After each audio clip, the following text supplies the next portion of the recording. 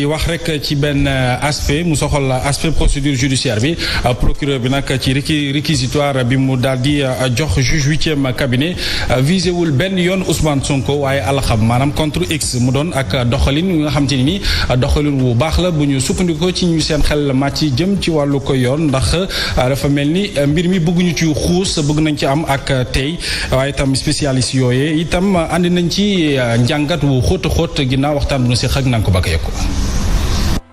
même bu fekkee ne ndaw si Adji Sarr Ousmane Sonko la tuumaal ne da ko siif ay yooni yoon boole kook menace de mort procureur de la république mi ci ubbi l'enquête moom alaxam lay wër ci réquisitoire introductif bi mu jébbal juge bu juróom-ñetteelu cabinet bu tribunal bu Dakar bu ñu doyloo ñenn ñu seen xam-xam màcc ci wàllum yoon doxalinu procureur de la république mu ngi lalu ci logique ngir wàccook procédure bi te sax bu ñu leen doyloo li ni mel la ñuy faral di doxalee ci mbir yu ni mel kon saa si juge d'instruction bu juróom-ñetteelu cabinet bu tribunal bu Dakar di Mamadou Seck mooy ki war a wax ana kan mooy X maanaam ndax Ousmane Sonko la am déet ndem mbirum siif la di affaire instruction juge bi mooy jël ndogal yóbbu kaso ki ci laale ci kaw ay firnde lu ko mooy falay jaaree dagg procédure bi.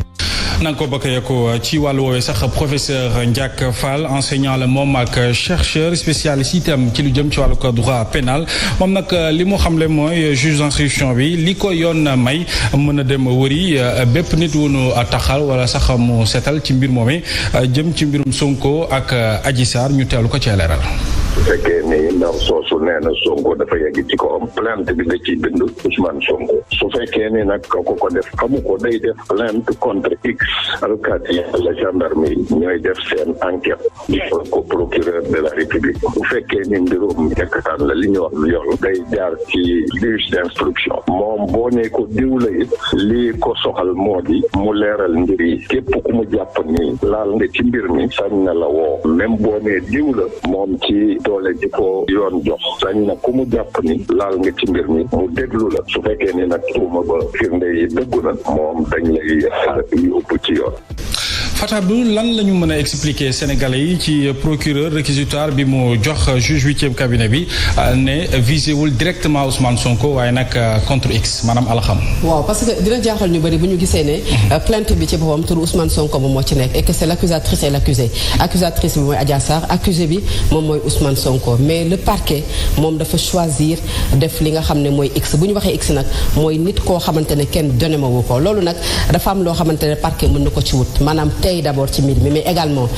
ëllëgu Adji Sarr ndax bu ñu demee ba nga xam ne procédure bi jeex na ñu classé dossier bi sans suite wala mu am non-lieu Ousmane Sonko du am sañ-sañ ngir toppaat Adji Sarr ci loo xamante ne moom mooy ndàmpaay du mu ko war a jox wala mu toppaat ko ci li nga xam ne moom mooy procédure loolu pour protéger Adji Sarr benn la mais également pour tey ci mbir mi comme ni ñu ko waxee ci chapeau bi mën nañu jàpp ne kon parquet dafay gën a xaw a sori dossier bi bu jëlee dossier bi jox ko juge d'instruction nag bu ñu waxee mbiru délit dina am juróom benn weer mais bu ñu waxee mbiru crime mën nañu jàpp ne dossier bi mën na nekk une durée illimitée kenn lu xam kañ lay jeex fii ak le juge d'instruction parewul ba lan lay décider ci li nga xam ne mooy mbiru Ousmane Sonko. Hadj Mansour kon accusation naam am na waaye nag ñu bëri ngi tey ci wàllu dossier bi. dañ fi tey naka jekk doon naa ko wax dès le début nañ ni comme état de droit la ñu nekk nañ bàyyi yoon def liggéeyam ci ni mu jaadoo boo gisee doon naa posé ay questions yu bëri mais comme spécialiste bi ci wàllu yoon ni mu ko waxee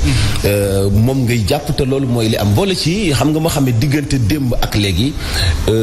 wax ji bëri na ba ñu ngi ci tuumaal sax ay nit di ci weddi donc impérativement dafay laaj ñu gën ko yaatal kon ñu gën ko yaatal ci ñun ciy déglu am na ñu ci tudd pas plus tard que tey ci ngoon maître Dior Diagne mu ngi benn lettre di benn communiqué di démentir tuuma yu ñu ko tuumaal ngi moom bindalul Adji Sarr plainte benn ne lay sax waaw nañ ci ñëw voilà donc yooyu yëpp ak ñeneen ñi ci tudd doomu Pape Sagna Mbaye bi papam démentir Malick Mbaye di waxtaan ak waa famille xam na ni neveu moom moo jël si woon xale bi yooyu yëpp amaat ci ak ay rapport yoo xamante ni bi xëy na am na incohérence ci ni ko taskatu xibaar yi jotee am na manipulation donc fay gën a jox kon procureur raison ci mu def X ngir képp koo xam ni bokk nga ci ñu mën laa déglu ba xam kan moo am dëgg ci dossier bi ci wàllu woowee sax Hadj Mansour lu jëm ci wàllu traitement dossier bi ni mel soxal Ousmane Sonko ak Adji Sarr dut nañ ci baaraam itam ak ñi nga xam te ni ñoo yëngatu ci wàllu presse wala média ndax saa ñu xëyee ñoom ñooy joxe xibaar bi en tout cas ci askan wi ngir ñu am lu bees wala lu yées ci boobu lekk dossier waaye nag bu ñu sukkandikoo ci chargé communication bu CORED am na ci naam yeneen ci ay presse yi nga xamante ni ñu ngi traité mbir mi ci ak anam gi mu gën a amee solo maanaam ci wàllu professionnalisme waaye ñeneen ñi ñu ci ëpp itam dañuy dem ci wàllu manipulation te loolee mën naa andi itam ak jiixi jaaxa ci askan wi en tout cas yaatu la ciy def en tout cas moom ki nga xam te ni moom la ñu dénk wàllu communication correcte ak waxtaan bu mu seq ak Abdoul Aziz Sow Dabakh. mu di fake news wala xibaar yi amul manipulation yu bëri ñu gis ko ci liggéeyu yenn ci ay support médiatique ni ki réseaux sociaux yi ci mbir mi la dox ci diggante Sonko ak Adji Sarr. dafa am benn site internet boo xamante ne dafa siiwal benn audio boo xamante ne di wax ci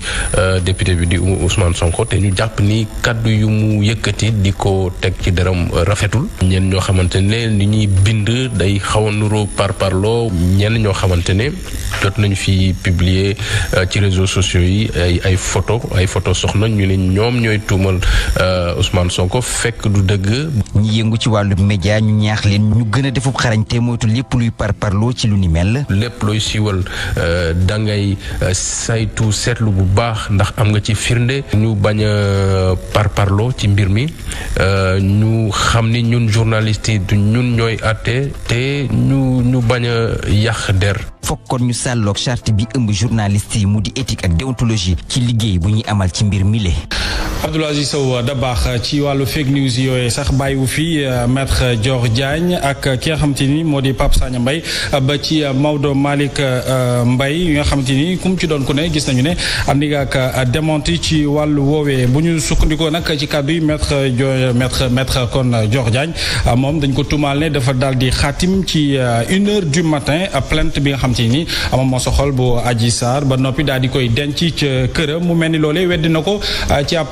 kon lettre gi mu bind daal di koy tasaare ca doone sax mu ne du ci yam benn yoon ndax dina saisir brigade division spéciale wuy xeex lu jëm ci wàllu cybercriminalité xool ba xam ana kan moo génnee boobu la xibaar mu mën koy topp mbow kon mbir maa ngi noonu bëri na lool ay démenti yu ñuy def ci mbirum dossier bi. waaw moo tax dañoo war a traiter dossier bi yem ci fait yi mooy li nga xam ni fi mu war a jóge canal bi mu war a jóge mooy canal officiel bi parce que itam defe naa ni Mansour ak Fatou Abdou du ñu dem ci réseaux sociaux yi puiser foofu jàpp ni mooy la bonne information alors que ñoom ñu nekk ay journalistes yoo xam ne dañoo war a aller vers la source dem vers la vérification de l'information jamono yi ñu tembee ñu toll directeur de publication yi bari nañu rédacteur en chef yi bari nañu chef de desk yi bari nañu parce que seen salle ak seen i kër seen i grand place la ñu toog di dugal ay information yoo xam ne daanaka ñoom ñoo ko fabriqué su boobaa nag dañoo war a def recul nag pour jël suñu moomeel te ñun suñu moomeel moo di faire le travail avec véritablement engagement ak respect ak responsabilité en respectant les règles élémentaires autrement dit les b.a.-ba du journalisme mooy éthique d'une part déontologie d'autre part def naa buñ si sukkandikoo duñu disculper waaye tam duñu accuser waaye dañuy yem si li nga xam ne moo di fay yi donc fay yi nag ku mu neex nag commenter ko parce que le commentaire est libre mais encore une fois les faits sont sacrés. les faits sont sacrés Abdoulaye Mbow moo ni xamle dañuy dem ca Ziguinchor ak Abdourahmane Diallo wax ci mbirum Ageroute bi nga xam te ni mi ngi ci bët saalumuk réew mi agence des travaux ak gestion route bi nga xam te ni daan nay réaliser lu jëm ci ay infrastructure scolaire ci lu soxal ñett ci ay communes mu doon liggéey yu am solo Ageroute yi may Ageroute mu contribuer kon ci lu jëm ci wàllu ko yokk condition apprentissage élèves yi Abdourahmane Diallo moo ñu leen toppaloon.